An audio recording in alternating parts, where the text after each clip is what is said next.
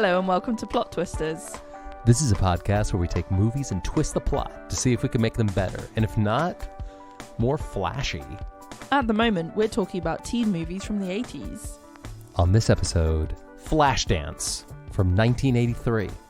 I'm Emma, and you call that dancing, rolling on the floor on your back? I'm Anders, and when I was a kid, we were so poor, we had hand-me-down lunches. I used to steal hubcaps for Johnny C.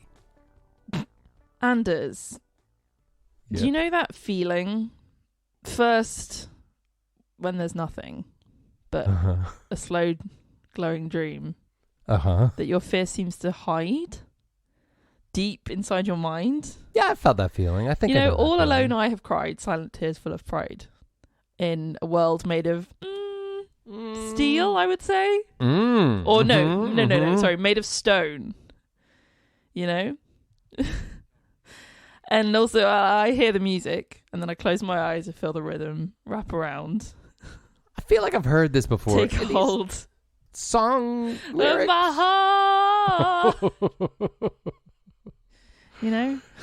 I'm sure I do not know, but I'm glad for you and your feelings. Man, what a feeling. Man, what a feeling, indeed. What a feeling. You know what they say, being's believing. And right now, I really feel like I can have it all. And right now, I'm dancing for my life. So, yeah. Yeah. I'm really glad I got that out there, because I just was really feeling it and deep down inside. And I just wanted to vocalize sharing. it. And I know that our podcast isn't just a space for me to like get my feelings out there and share with the world. And it's not therapy for me. Really, it's supposed to be an entertainment product for people to listen to and enjoy and learn from. But sometimes you just have something so strong, you know, and you just really got to take your passion and just make it happen. Hey, listen, I hear you. I respect it. And I feel like what you're bringing is very much like a live it, laugh it, love it, feel it, eat, pray, love, just get it out there kind of vibe, right? Yeah. And if you think about that feeling, right? Yep. What a feeling. And you just think about it but don't talk about it, then you will never have that feeling. But if you talk about that feeling, then it's like pictures come alive. Right? The pictures come alive. You can just dance right through your life. You know what I mean? Can you imagine if you danced through your life every single moment of the day? What would be the pros and cons? Well, do you remember we talked about ages ago? I absolutely cannot remember which episode we talked about. The answer is I this, do not remember. But I talked about the red shoes, the story of the red shoes. Oh, right. It was it Idle Hands episode? Yeah. That's like episode like 48 or something, I think.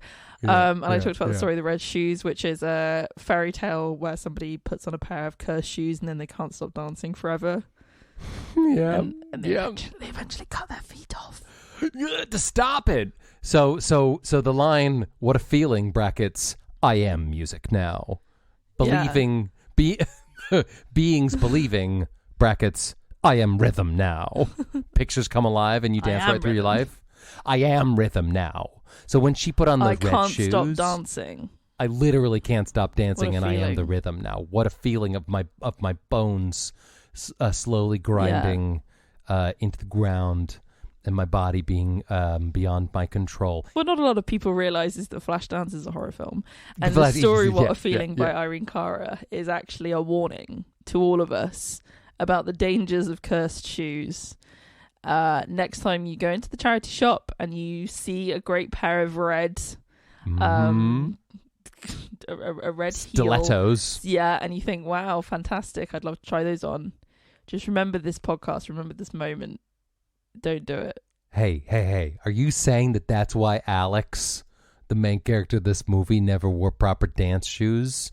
Because she had them but they were cursed? Hot take. Yeah, it's the subtext of this. That's it. It's actually kind of like it's like a metaphor for like social mobility, you know? Yeah, exactly. And exactly. It's making a statement on the economic situation. Sure. Yeah. Well, in this economy? In this economy. Yeah, definitely this is a situation in this economy. Hey, hey. I'm stalling. No, what do you because I'm worried that something might happen during this episode.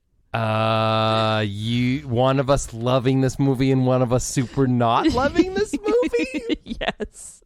Right? Which one will it be? Which one will Who will it be? Who will like this movie? Who will think it's garbage? Vote Who's now gonna think it was on great? your TV screen. And which one of us is going to be like, Emma, I don't care if you thought it was good because it's not good. Which one? Yeah. Right? Actually, I think you might be surprised because Okay. I've got turns out I have more to say about this movie than I thought at first, because this movie, much like myself, I think is an onion. Layers. Like an ogre. Like exactly like an ogre, exactly. We need to go and stop Lord Farquaad from taking over my dang swamp. I've got layers. So Sorry. Do you hear something? What? I don't know. What is that? What is that? I don't know. I'm not really sure. Hang on. Let me go check a look. Hang on. It sounds like there's someone singing in your house. So, tell us all about it, Emma. Sorry, copyright. Okay, sorry. I'll stop that right now. All right. Alex Owens is an 18-year-old woman. She has 2 jobs, and they are very different. One of her jobs is so different. Welding in a very unsafe-looking workplace. The other job is being, I believe the term they use is an exotic dancer. Yeah. I mean, she doesn't take her clothes all the way off, right? No, but they do make reference to that happening later on.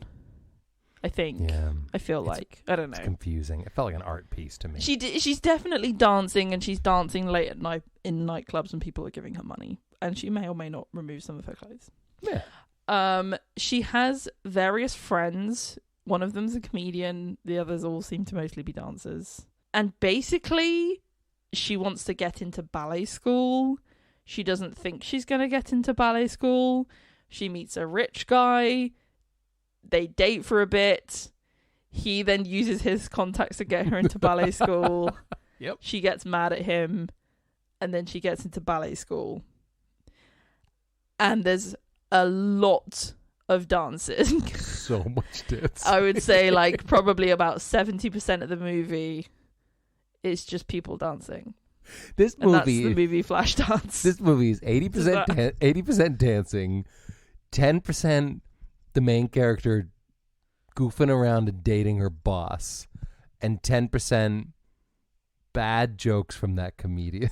Yeah, super about Polish offensive people. Jokes about repeatedly. Polish people. Always jokes about Polish people. Again and again. Oh, boy. They must super not like Polish people in Pennsylvania in the 80s. Boy, yeah. I guess. What's that all about? I don't know. It was weird. Yeah. That's really it. There is really not much more to it than that, I would say. There's some mildly interesting history to do with this film, which first of all is that they used a lot of doubles for the main character. So the actress who was playing her was Jennifer Beals, but then they also had a couple of other dancers who did her dance routines. Right. And I read that some of them weren't credited. Yeah. And people got a bit funny about that, but then they were like, oh, it's fine because it's about immersion and we don't want to ruin the movie by it being obvious. But like, it's really obvious, like particularly in the last scene you can really tell it's not her for a lot of it. The other thing is that there's the cover of the movie, she's sitting and she's got like a top with like a slashed neck. Apparently she just did that because she shrunk the jumper in the wash, so she had to cut it to get it on for the shoot. What? Hey, that's and cool. Then that is quite cool, right? And then that style then became really popular, like having the off-shoulder jumper thing. So I that was, believe like, I believe they call it a cold shoulder. Am I wrong? Yeah, well, I think a cold shoulder is if you have like an open shoulder. Oh, so or like if a you have like a strap with cut a out of it. hole. Yeah. It probably still applies to this. So it's like a very slouchy style and shows your collarbones, I suppose. It looks cool. It does look cool, yeah. When I was like 15 and I was very into 80s movies, including this one, I was very into that style of jumper and it had lots of them. Right. And the other thing that's interesting is that there's a song in it called What a Feeling, brackets Flashdance. Wait, there's a song in this movie called What a Feeling? Yeah. Have you heard it? Have you heard it? No, I don't think I've ever... You might need to check your microphone because there's a bit of like background noise coming from somewhere. There's a song in this movie called What a Feeling? Yeah. Brackets Flashdance. Yeah, never heard of it. No, don't know how it goes. Not that catchy or anything. It went to number 1 and won an Oscar and a Grammy. Damn, really? Yeah, it was like super successful and massively blew up. And so did the song Maniac. So yeah, the soundtrack was like mega successful. And I think both of those songs, the What a Feeling one and the Maniac one, were written for this movie. So she also wrote that song Fame for the movie Fame. I wanna live forever. I wanna die. Hi. Well, that is a person who knows how to write a chorus. Gosh dang. For real. I'm gonna say now we have to go throughout the rest of the episode without singing, and then then we're allowed. Otherwise then we're allowed to write it. It's just gonna be so much. It'd be so extra. It'd be too much, and people would be like, I can already hear people turning off their iPods, right, and being like, "Whoa, let me turn the click wheel to a different part because this is too much." I don't want to hear you singing it. I want to hear Irene Cara singing it. So, okay. Everybody out there who's listening to this podcast, raise your hand if you have fond memories of the movie Flashdance, okay? Great, there you go. All right, we're already learning about each other, and we're also growing as a society. I raised my hand, just so you know. I know. I feel like I did not raise my hand, and spoiler alert.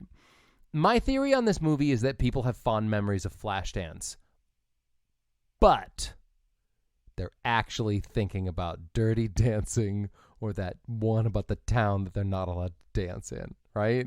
Footloose. I think people remember the holy trinity of dancing movies from the 80s, and they just put this one in there because it also was about dancing, and they forget that this movie was actually about, here's my synopsis, a welder/exotic dancer who dreams about going to dance school but doesn't get in because she's never taken a dance class. And she's like, I'll never get into dance school. And everyone's like, have you taken a class? No. But then she starts dating the CEO of a welding company, right? Who, when she goes, I know your name, it's on my paycheck. That's a red flag, okay? But she dates him anyway, and as you just said, he gets her this audition, and then he gets into dance school. She gets into dance school after auditioning in front of the saddest, weirdest, sternest people in the world smoking cigarettes and judging her. And then she gets to go to ballet school, and she keeps dating her boss. Like, what is the point of why? Other than the cool music and that one scene that happened within 5 minutes where she pulls the cord and all the water falls on her and everybody remembers that, which is very cool. I don't really get any redeemable qualities about the plot of this movie. I see. And I'm not gonna, in the past, I remember one time, and you were right. We don't recognize our patterns until they're laid out in front of us. You have pointed out to me that sometimes I look for, quote, the moral of the story, or, the lesson that the movie teaches us, which, I don't necessarily think is true, but if it smells like roses, it might be roses. I just think in this instance, I don't need a moral, but I definitely need something more interesting than I'm dating my boss and he got me into dance school at the end. Right? I mean, yeah. Right? Yeah. Too harsh? Get real. I just knocked it up 55%. Hey, Flashdance, more like crap dance. So walk me through your experience of watching it. Like, I assume, was this the first time you saw it? I have seen this movie twice, and I'm going to get real with you. I watched it twice in the last week. Oh, Yeah.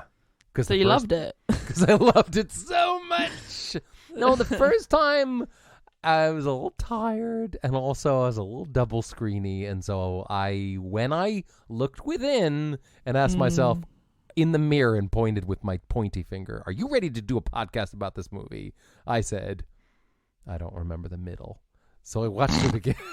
So I've seen this 2 times. How many times have you seen it? You raised your hand. You've seen it before? I have seen it before. I've seen it probably 3 or 4 times, I would say. Wow. Okay. So I think I can actually remember the exact first time I saw this, which was probably the same week that I saw 16 Candles, The Breakfast Club. Oh, that week. Footloose the first time. Yeah, when I was at uni and I had tonsillitis and I watched every 80s movie. Yeah. Fine. I think it was that week. So I get why you like this movie. I get it. I totally get it. If I had seen this movie at a younger time, I think I would have liked it too. I think you would have. Do you remember when we did our episode on the film Empire Records? Yeah. And you said, I think it was that episode again, that we've done so bloody many of these now. It's really hard to remember what we said when. Damn movies. Yeah. Oh my god. Yeah. I think it was then, but you said something like, I now realize that I like films about music. Yes. I think because you are a music person and you like films that talk about music or feature a lot of music or about musicians. Totally. I think I like films that are about dancing. Hey, I get it, and there's nothing wrong with that. Because I like dancing a lot. I love ballet. I watch a lot of ballet. Like, that's always been a thing that I've really enjoyed. I like performance. I like theatre as well. And a lot of films that are about dancing, even really like rubbish ones, I generally tend to always really enjoy. So, what are some other dancing movies that you like? I obviously love Footloose. Footloose. Cut loose. The Step Up movies. Step Up to the Streets. Step Up to the Streets. Oh my god, there's such a good scene in that where they go and they do like a R&B thing. It's so good. Oh my god, I watched that when I was like 16. I absolutely loved it. And I was like, I'm gonna become a dancer. It's gonna be great. Are those the Julia Stiles movies, or am I thinking of?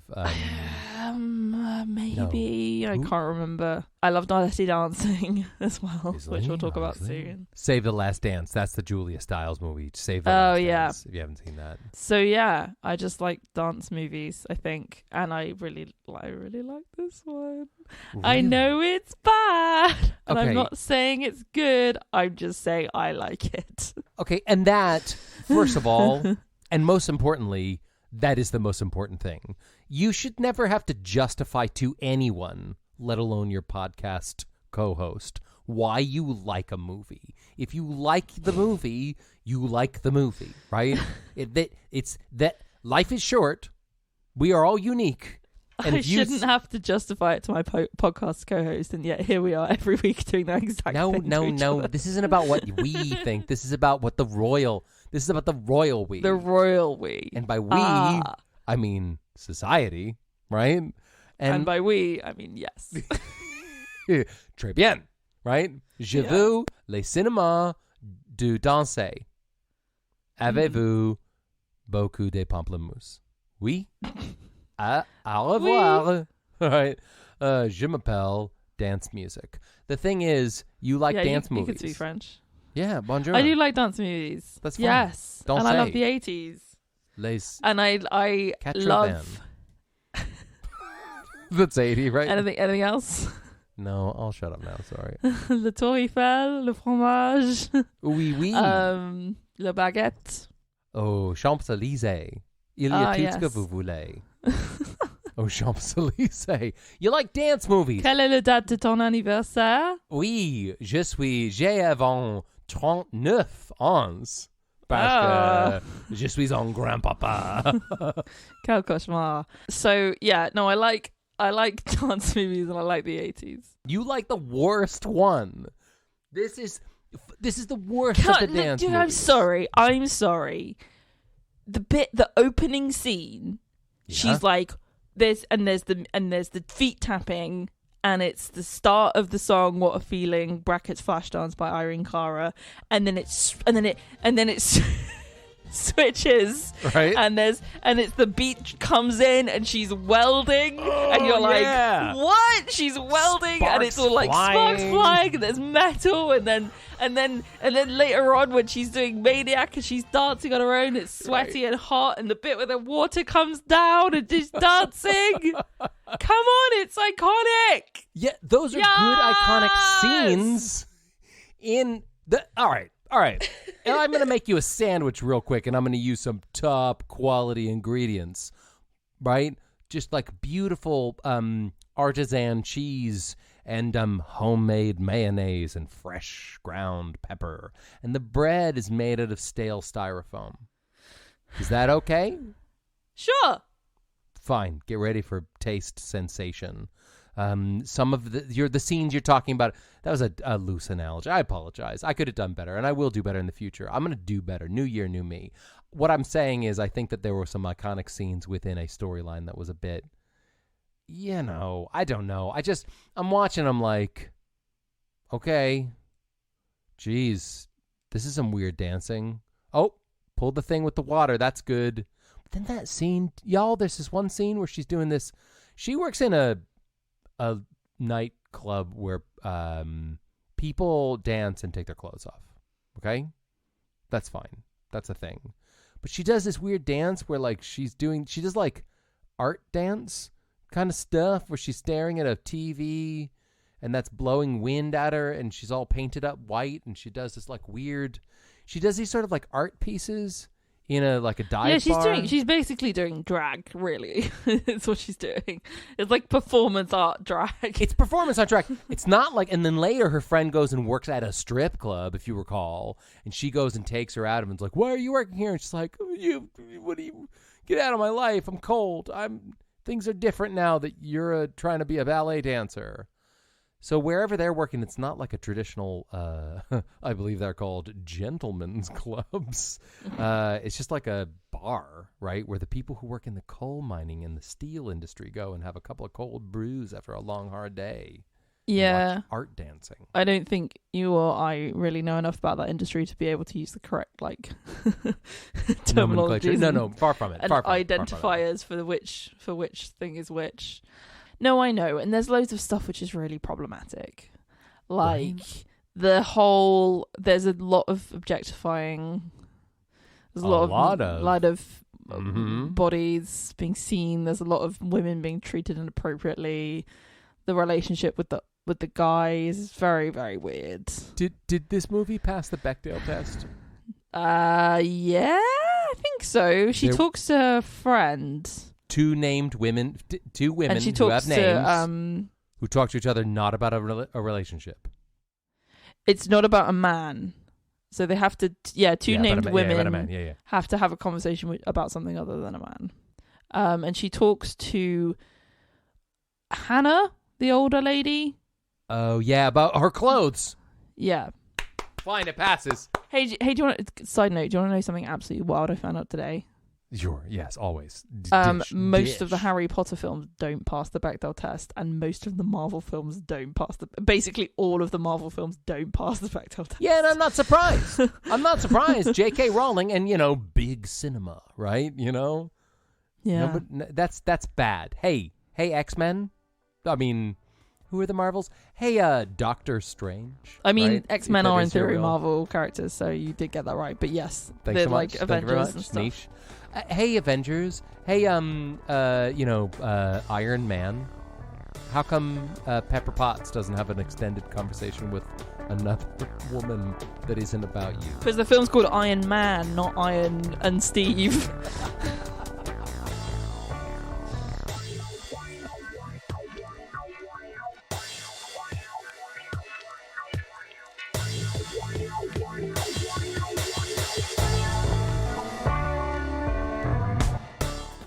Hey everybody, you know that feeling? Oh, what a feeling. That feeling inside when you go onto Apple Podcasts and you rate and review Plot Twisters Pod. What a feeling to rate our podcast. If you wouldn't mind, jump on and give us a review. Thanks. Bye.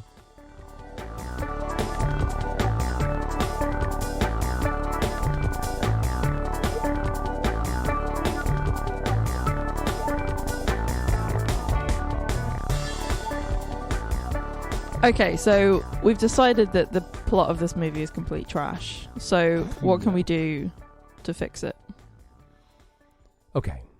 So I've thought long and hard about this. And by long and hard, I mean I'm going to just throw something at you without thinking about it. Is that cool? Okay. Yeah. All right. This movie should be about one of two things. And I feel like it shouldn't be about the other of these two things. My hot take is this movie should be... Here's my... It should be about... Okay. One of two things, but not the other thing of the two things that I'm about to present to you. Okay. Right. Okay, I'm with you. It should either be about somebody who really wants to be a famous dancer and becomes a famous dancer, but starts out at dancing at a club and doesn't like it. Okay? Up the dancing, make it about dancing, and remove the I dated my boss and he got me into dance school thing.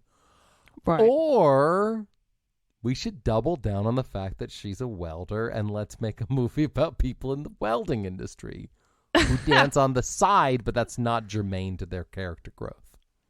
Okay. Well, how much do you know about the welding industry? Put the thing over your eyes so you don't lose your eyesight. Point the hot part at the metal part. Pull the trigger. Does that answer your question? Yeah, everything there is to know. So here's my thing I was thinking about. I feel like this is kind of one of the problems with this film is that it's choosing to focus on like what's actually kind of one of the easier parts of the journey of becoming a famous dancer or becoming a super successful dancer. Right. It's like all this really is hinging on is her making the decision to whether or not to go to the audition. Because she's already good at dancing. But it's like, once you've done that, you then have to get in, which I appreciate you do kind of see. But then you have to stick it out. Then you have to have a career. And then loads of hard stuff is going to happen. You know, like, right. This is kind of, it's kind of focusing on the easier part. Exactly. I think, like, there is an element to which, and what I certainly read from the film, I don't know how much it was there in the script and how much it was me just finding it for myself, but is that a lot of it is about like self-belief, and it's just that she just needs to believe in enough, and she doesn't believe in herself, and she needs to learn how to do it. But you don't really see, as you say, you know, there's not really a lesson, there's not really anything you can take from it to apply to your own life. Right. She had a lot of confidence. She had a lot of confidence and was full, she knew she was good. I don't think there was ever a question that she thought she was bad. She's a professional dancer. Yeah. Already. So it's just kind of like, so all that you're worried about is that you don't look like, because there's that bit where she's standing in the queue and she's wearing welding clothes and everyone else is wearing dance clothes. And it's like maybe trying to tell us that she feels self-conscious about that. And it's just like, well, you just are wearing there is a certain outfit that you have to wear to do dancing in, and you're not wearing it. She owns heels and nice stuff and ballet shoes and everything. Yeah, actually, she just didn't wear it. She doesn't own ballet shoes. Remember, she picks up her dead grandma's ballet shoes, and that's a reminder that she should maybe try out for ballet. But in the movie, dude, why didn't she put on her grandma's ballet shoes? For goodness sake, right? She kept wearing her dang welding boots. That's your problem. And it's like, you can't dance in those. Yeah. Right. So if people are judging you, it's not because you're inadequate. It's because you're incorrectly clothed. Choose the right footwear. It's very important in life. Yeah. Lady. So there's that. But then also it's like, there's all these other things that are going to come after that, which are much harder. So it does remind me a little bit of a story of somebody that I know of. You might not have heard of them. But it's this person who essentially, when they were sort of 17, 18, I think, were working as a go-go dancer. And is this a story about Lady Gaga? Sorry, continue. Sorry. The joke, Sorry. it's fine. The joke was going to go on way longer. I was going to describe it for ages and see how long it took you to get it, but you got it straight away. So well done. You've passed the friend test. Yes, about Lady Gaga. She was a dancer in a bar, and then she went to Tisch School of the waitress in a hotel. But I'm sorry. I'm so exactly. sorry. No, it's fine. That's where Lady Gaga came from. She dropped out of uni and then was like completely broke, and she signed to a record company, Def Jam Records, and then she got dropped from the record label. And it was terrible. And then she wrote a little song called Just Dance, and then she got signed by Interscope, and now she's super, super famous, and right. you know the rest. So it's like thinking about her story, the hardest parts of that story, which is similar in a lot of ways, came after the auditioning bit and the school part. Do you see what I mean? Right. So it's just like, yes, you've done this, but harder stuff is coming. I feel like it would be better if she was already at the school. Yeah. You know? All right, how about this? She's at the school, but she's paying for school by still dancing in this weird dance club, men's club, bar place. And maybe she's keeping it a secret because she's ashamed that that's what she's doing, but also all of her best friends really are the people at this dance club. And she's not really fitting in with these new dance people because she's just like she's a small town girl. Born and raised in South Detroit, but I mean Pittsburgh, right? And she took the midnight train to this ballet school. So she's pretending she's living a double life, right? Dancing at night to pay for dancing during the daytime, and she's not fitting in. And one dance at night, she just does what she feels and feels the music. Rhythm is your life. And then during the daytime, it's like she's learning how to pot a beret and how to do all the different point, the 7 different ways to put your ballet feet, pointillism, right? Positions, yeah. Position 1 through 7 or whatever. I don't want to brag, but ballet, right? That's where the real kind of trickiness comes in. Like, I think it's confusing to have it. So it's like, are you trying to fit in with your welding people, and then you're trying to fit in with your bar people, but we never actually really meet. That the only interaction she has with somebody from the dance school is the receptionist. And the first time she speaks to her, I think we're meant to think that she thinks that the receptionist is judging her. But then later on, when the other guy talks to the receptionist, it's very clear that she's just doing a job. She's eating a sandwich. And she's just eating at the work. Sandwich. And the guy walks in and he's like, did you see a girl in an army coat? And she's like, what? I'm just eating a sandwich. That's the lesson. That's the lesson. If you're one of those people who goes around feeling like everyone is judging you and everyone is looking down at you, and if you walk into a shop and you're like, oh, everyone's looking at me, nobody's thinking about you. Everyone's just at work or on the way to work or at home or on the bus. Everyone is thinking about themselves. Nobody's thinking about you, right? Nobody's looking at you. Nobody's thinking about you. If you look across the room and you see someone looking at you and you think, they might be looking at me and thinking about me, guess what? They're thinking about their own dang life. Yeah. And they're just thinking about, oh no, do I need to buy food for supper tonight, or will it be there when I get home? And how many years will I be alive on this earth still? Nobody cares about you. You're just a person. You're just somebody. Calm down. Some guy or some girl, some them. You know what I was thinking? You know that thing when, like, I don't know, maybe you have like a birthday party or some event in your life, maybe a wedding or whatever, where 2 very different parts of your world have to come together into one event, and how weird life is that can happen, and the kismet that can happen, and also the awkwardness.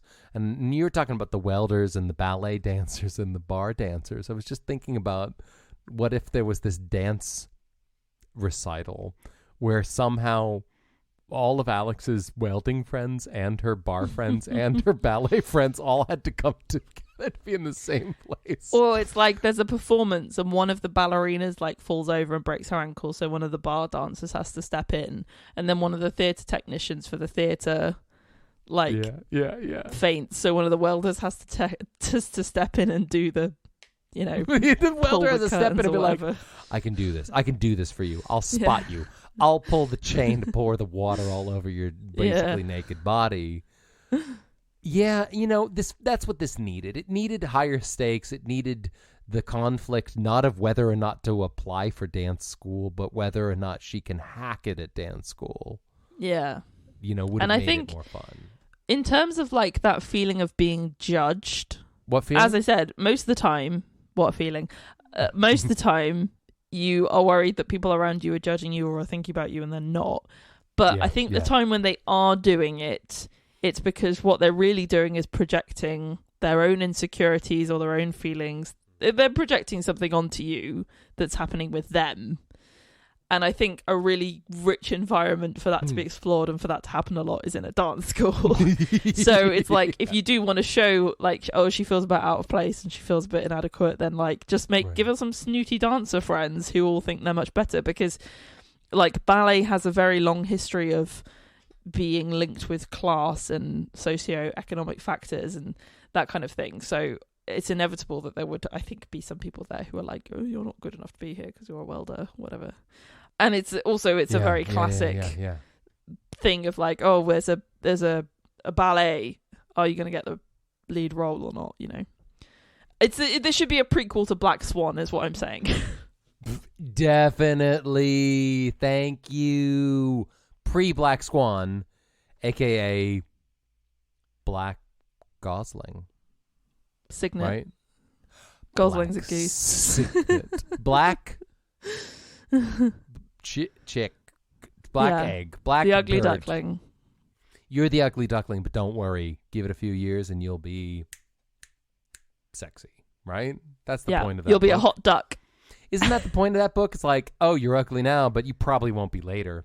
Appearance matters. Appearance matters. Turn around and hey, remember all those other so-called pals of yours that said you were ugly when you were younger? Well, prove them wrong if you turn out to be beautiful. Yeah. Don't worry about being ugly now because you might be hot later. Yeah, but if you're not hot later, then this story is bye. For you. Bye. Don't bring your ugly beak into my nest, because this story is only for hot chicks, right? I think by which I mean birds. Yeah. So it's okay to say. Yep. And women. I think basically what we need to do to fix this movie is to make it about something, really. It could be anything, like whatever the thing is. It just needs to be about something. For God's sake, it needs to be about something. How can a movie so famous, basically be about one scene where she pulls a hose and water falls on her? Let me tell you, I think that this film is a real testament to the power of two things: cinematography and editing. I think this film is brilliantly shot, and I think it's brilliantly edited. I don't like the direction, not great. The acting, not great. The story, not great. But but if you edit a film really well and you make it look super, super good, then it's really good. Yeah. So, Flashdance. That leads us very nicely onto giving our official ratings. Let me just. Yeah. Okay. Yeah. No. Now I'm ready to. Now I'm ready to rate this movie. Again, there's a bit of like interference or something. I just had to turning up the volume a little bit. I couldn't hear you. Oh, okay. Yeah. So All right. So. It's our official ratings on a scale of 1 to 5 turkey sandwiches. Yep.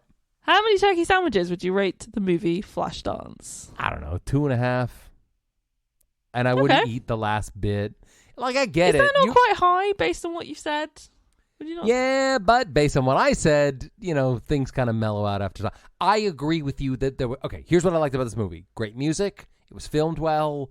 It was weird, and I for that reason I give it a 2, but I give it another half a point because it was filmed in Pennsylvania, which is where I'm from. So it's a 2.5 for that reason. I'm joking. I know where you're from. What? 3 Rivers, baby! Pittsburgh. Take that, Steelers. Gritty. All right. What about you? What'd you give it? I give it a 3.5. Dang. Damn. Do you know why? Yeah, because you love it. What a feeling. Beats believing. I can't have it all. Now I'm dancing for my life. Take your passion. You're giving this movie 3.5 turkey sandwiches just because of the dang song by Irene Cara, Flashdance?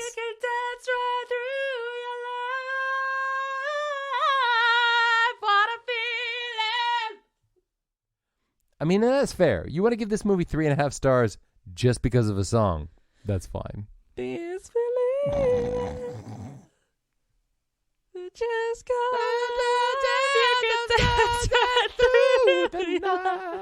I waited the whole episode.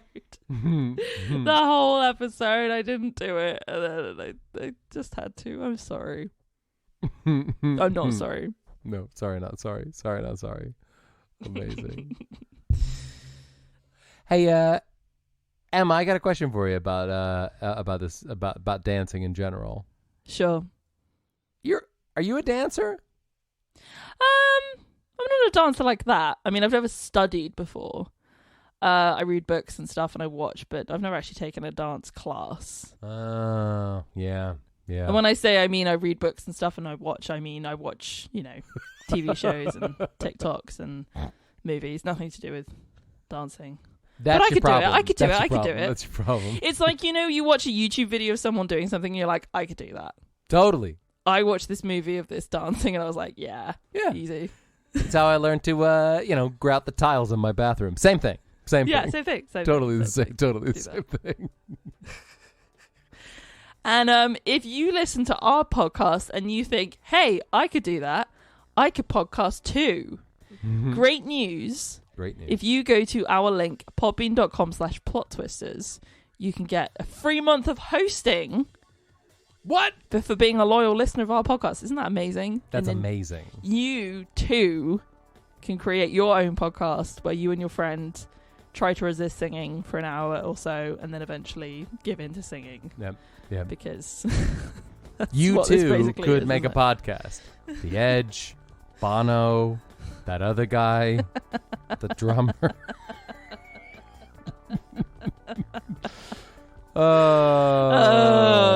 Is this thing on? That bombshell. Is this thing on? Thank you for listening to this episode of Plot Twisters. We'd love it if you would leave us a review on Apple Podcasts if you got the time. We'll see you next time. Bye.